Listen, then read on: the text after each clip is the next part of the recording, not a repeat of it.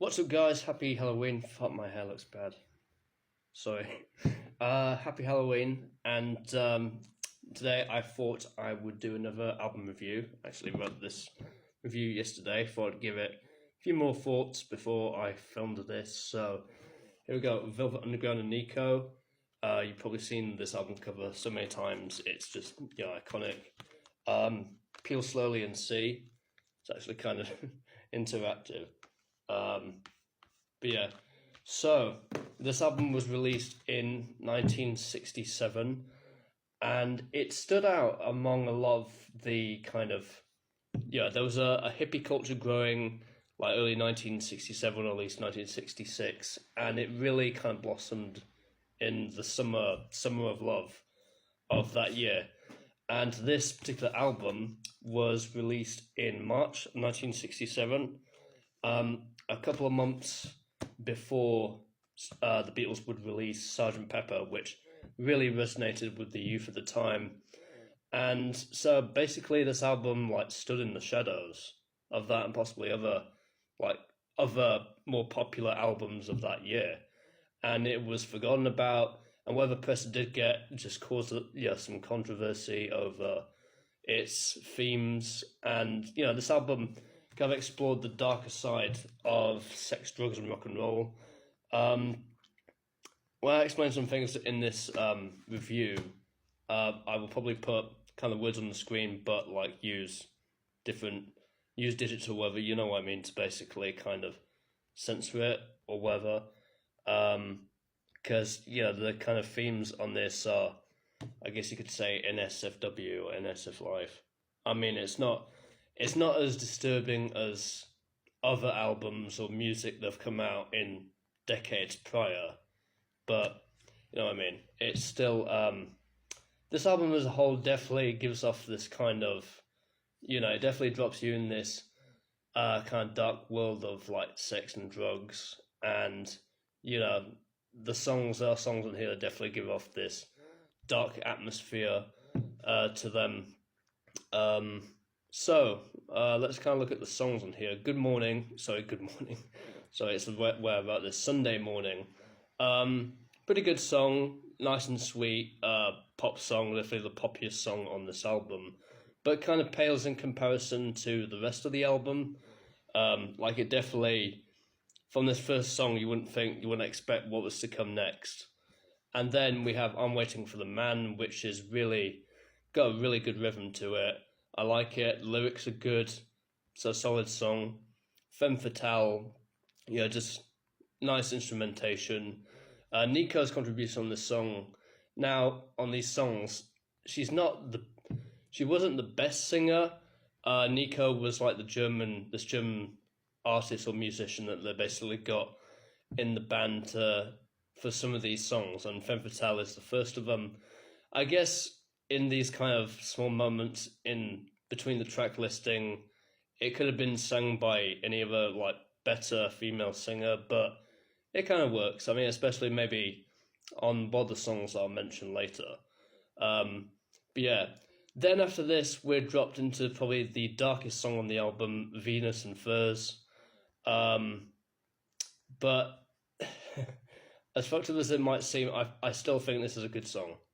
It's got some good lyrics to it, and I'll just keep it at that.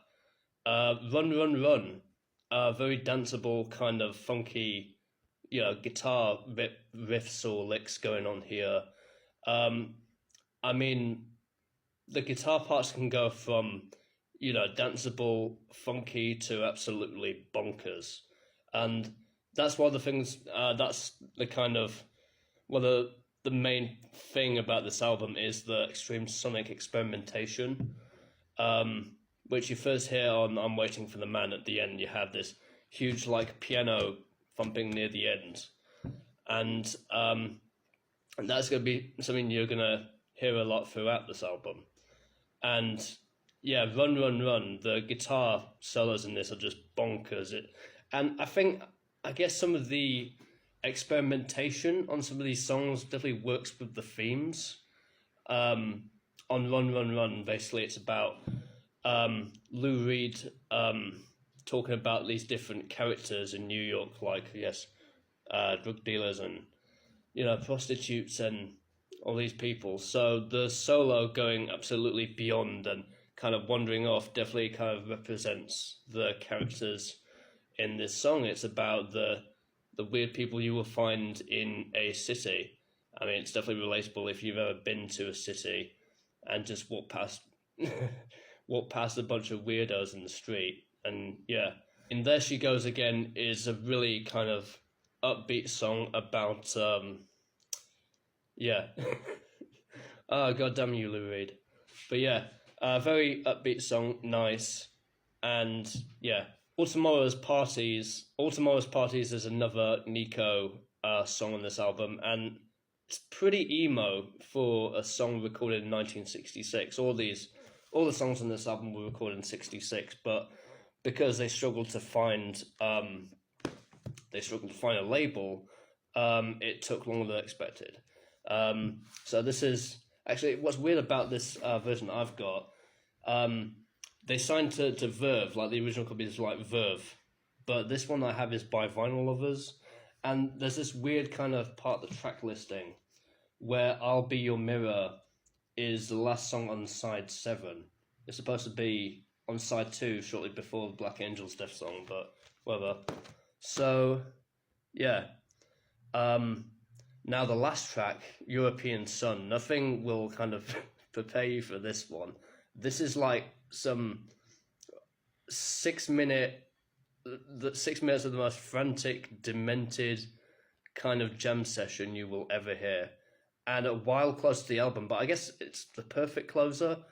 And it's just a huge leap from, it's just so different from Sunday Morning, the opener. It's kind of unbelievable.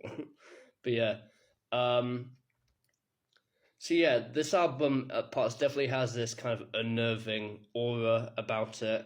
But like I said, it does, I guess, kind of work in its favor.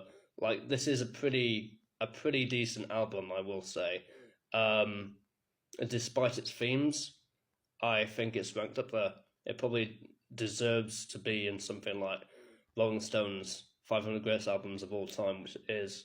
The most famous song on this album, like if you were to ask anyone who loves the Velvet Underground, they'll most likely say this song.